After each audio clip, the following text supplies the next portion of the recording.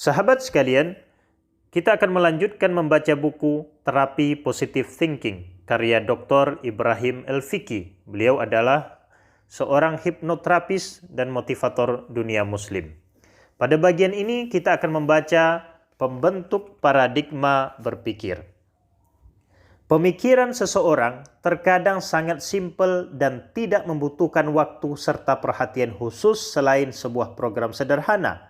Namun demikian, setidaknya semua itu bersumber dari 9 arah yang kemudian mengkristal dan membentuk semacam paradigma yang kuat untuk mempengaruhi pola pikir seseorang secara internal maupun eksternal. Kesembilan hal tersebut adalah: pertama, kedua orang tua. Dasar pola berpikir seseorang pada awalnya bersumber dari ayah dan ibunya. Ratu Elizabeth II pernah berkata, "Kita belajar seperti kera yang menyaksikan kebiasaan bapak ibunya secara total. Kita belajar dari orang tua tentang kalimat dan artinya, ekspresi wajah, gerakan tubuh, memahami perasaan, perbuatan, prinsip, ideologi agama, etika, dan keteladanan. Semua itu karena kedua orang tua adalah pendidik pertama di dunia ini. Mereka sangat berperan penting dalam menanamkan nilai dasar yang berhubungan dengan diri sendiri dan dunia luar." Kedua, keluarga dekat.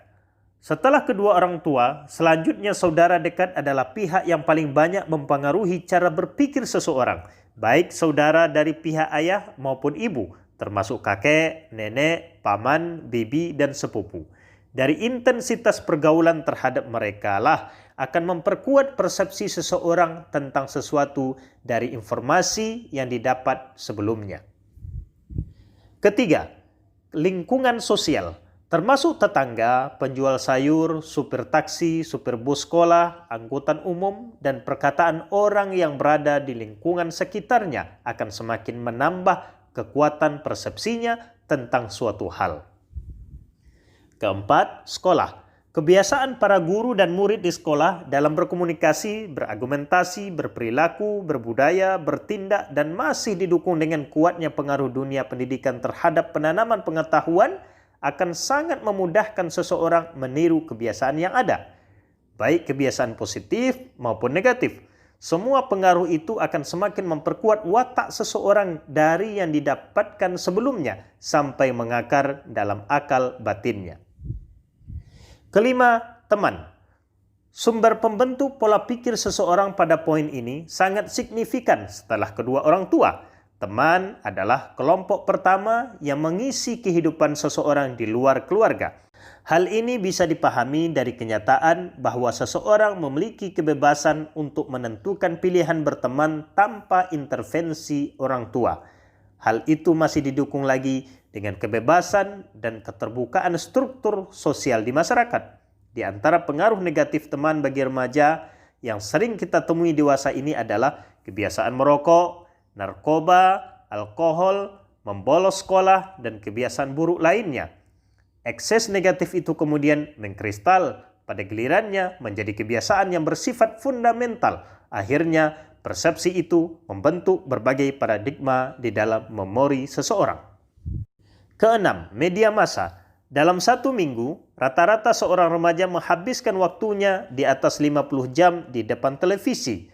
Hal itu tentu akan menimbulkan pengaruh tersendiri pada dirinya, baik pengaruh positif maupun negatif.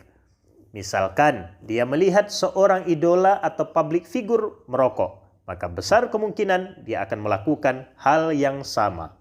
Pada sebuah talkshow di televisi, Dr. Wayne Dyer mengatakan, media sangat berperan dalam menimbulkan berbagai problematika di masyarakat. Seorang anak pada umumnya sebelum mencapai usia 12 tahun telah menyaksikan lebih dari 12.000 adegan kekerasan melalui tayangan televisi dan film. Hal ini menyebabkan 1 dari 12 anak di bawah usia 12 tahun pernah memiliki pistol mainan. Salah satu penelitian psikologi dari fisiologi di New Zealand menegaskan bahwa lebih dari 60% kenakalan remaja bersumber dari media informasi yang menanamkan perilaku negatif, kekerasan, pertikaian, dan kekisruhan sosial. Efek negatif media informasi itu kini bisa kita lihat dalam kehidupan sehari-hari para remaja. Pengaruh itu tidak pernah berhenti, bahkan semakin menancap dalam sanubari dan telah membentuk semacam tren di tengah kehidupan remaja. Inilah salah satu bentuk sumber pola pikir manusia yang akan mewarnai cara hidup seseorang. Ketujuh, diri sendiri. Seluruh faktor yang mempengaruhi pola pikir seseorang sebelumnya bersumber dari faktor eksternal. Poin berikut ini adalah faktor internal yang berasal dari diri orang itu sendiri. Sumber ini berupa potensi diri seseorang untuk mencari sesuatu yang baru, berupa hal positif maupun negatif. Faktor ini kemudian akan terintegrasi dengan faktor eksternal sebelumnya, sehingga membentuk paradigma yang fundamental dan kuat. Gabungan dari seluruh faktor eksternal dan internal itulah yang akan membentuk fanatisme dan kebiasaan seseorang sebagai faktor penentu keberhasilan atau kegagalan dan kebahagiaan atau kesengsaraan seseorang. Pembentukan pola pikir terkadang sangat simpel dan terlihat sepele. Akan tetapi, sejatinya paradigma seseorang memiliki peran yang lebih besar dan kuat dari yang kita bayangkan. Pemikiranlah yang menimbulkan pengertian, persepsi, fanatisme, ideologi, dan prinsip. Pemikiran adalah awal penentuan target dan mimpi, sumber akal melakukan eksperimen dan pengetahuan, serta memaknai sesuatu dan menyikapi peristiwa yang membahagiakan dan menyedihkan dalam hidup. Pemikiran juga bisa menjadi sebab timbulnya penyakit fisik dan psikis. Pemikiran yang menyenangkan akan menjadi sebab seseorang merasa bahagia, dan pola pikir seseorang pemberani juga akan menyebabkan menjadi sosok pemberani. Sehubungan dengan pikiran, Sokrates berkata, dengan pikiran, seseorang bisa menjadikan dunianya mulus atau bertabur duri. Pola pikir tidak memiliki batasan dan tidak terpengaruh oleh waktu, jarak, dan tempat. Pola pikir bisa berubah secara drastis dan mampu tampil inkonsisten dalam berbagai cuaca dan medan. Perbuatan, perilaku, dan jati diri Anda merupakan manifestasi dari pola pikir Anda, paradigma.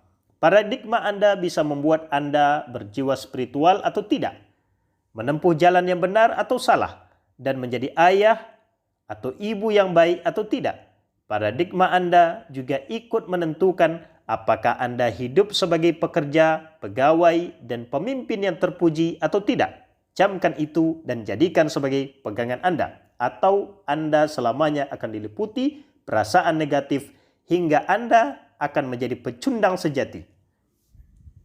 Plato berkata, sumber setiap tindakan ada dalam pikiran kita. Dengan pikiran kita memulai dan dengan pikiran pula kita mengakhiri. Dengan pikiran kita bisa hidup bahagia dan karena pikiran pula kita hidup sengsara.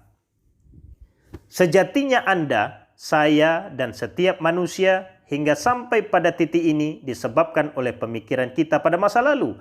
Sampainya kita pada hari esok juga ditentukan oleh pemikiran kita pada hari ini. Salah seorang ulama berkata kepadaku, Ibrahim, kalau engkau ingin hidup sukses, belajarlah dan berpikirlah seperti orang yang sukses. Kalau engkau ingin bahagia, belajarlah menjadi orang yang bahagia dan berpikirlah layaknya orang yang bahagia. Ingat bahwa pemikiranmu adalah apa yang engkau kerjakan. Maka berpikirlah sebelum engkau mempersepsikan sesuatu dalam benakmu. Bila menurutmu pikiran itu memberikan manfaat dan positif, maka yakinilah dan tanamkanlah hal itu dalam sanubarimu, lalu realisasikan dalam tindakan nyata. Kemudian jadilah sebagai orang yang konsisten di dalamnya. Di seluruh dunia, dalam setahun dengan izin Allah, lebih dari 100.000 orang yang bertambah keyakinannya bahwa keberhasilan seseorang lebih banyak ditentukan oleh pola pikirnya. Pola pikir itu lama-kelamaan semakin melekat dan menjadi kebiasaan dalam bertindak. Karena seringnya perbuatan itu berulang, seseorang tidak perlu lagi berpikir untuk melakukannya, karena sudah menjadi gerakan refleks baginya. Pada akhirnya, persepsinya terhadap sesuatu akan menjadi faktor penentu keberhasilan atau kegagalan seseorang. Hal ini juga berlaku dalam dunia olahraga. Kita mengenal salah seorang petenis ternama dunia, Andre Agassi, yang ketika itu masuk dalam ranking 10 besar dunia. Beberapa saat kemudian, dia seperti kehilangan jati diri dan prestasinya terus merosot. Saat itu, banyak kalangan yang mengira bahwa sudah saatnya dia menggantung raket. Alasan mereka karena usianya sudah melampaui 30 tahun dan tidak lagi memungkinkan baginya melawan pendatang baru yang jauh lebih muda dan energik. Salah seorang sahabatnya pernah berkata, "Demi menjaga nama baikmu dan untuk meninggalkan kesan manis kepada seluruh penggemarmu, sebaiknya engkau berhenti." Bersamaan perenungannya terhadap ucapan itu, dia juga mendengar bisikan dalam dirinya sendiri. Jangan pedulikan mereka, karena setiap orang berbicara berdasarkan persepsi mereka masing-masing. Mulailah sekali lagi, tetapi robah metode dan cara berpikirmu. Langkah awal yang diambil Andre adalah menjauhi orang-orang yang berpikiran negatif dan fokus pada langkah yang akan diambil untuk masa depannya. Selang beberapa bulan kemudian, Andre mulai lagi mengikuti turnamen, mungkin sampai hari terakhir hidupnya. Tanpa perlu berkuar-kuar, publik telah melihat sendiri kiprahnya sebagai sosok yang telah menampilkan tidak saja olahraga fisik, tetapi juga olahraga psikis. Dia telah berhasil membuka tabir misteri di belakang dirinya untuk ditunjukkan pada dunia bahwa kini dia telah berhasil mengalahkan dorongan negatif dalam dirinya. Dia menyadari bahwa hampir semua pikirannya yang berhubungan dengan usia dan kelemahan fisiknya telah menjadi dorongan negatif yang terus menekannya untuk menyerah. Pikiran negatif itu pula yang membuatnya sempat berpikir untuk gantung raket. Keberhasilan itu berangkat dari keberaniannya untuk merubah pola pikir dan persepsinya sendiri. Pada awalnya, persepsi itu memang berada di dalam dirinya. Lalu sejalan dengan waktu semakin menguat dan muncul ke permukaan dalam bentuk tindakan nyata secara fisik dan psikis. Bukti keberhasilannya adalah tak lama kemudian dia berhasil masuk lagi dalam ranking 10 besar dunia. Keberhasilannya kali ini tidak saja karena dia berhasil menundukkan lawan-lawan mainnya, tetapi dia juga telah muncul sebagai sosok baru karena dia telah berhasil mengalahkan dorongan negatif dari dalam dan luar dirinya sendiri. Demikian sahabat sekalian, kita telah membaca bagian kedua dari buku Terapi Positive Thinking karya Dr. Ibrahim El-Fiqi.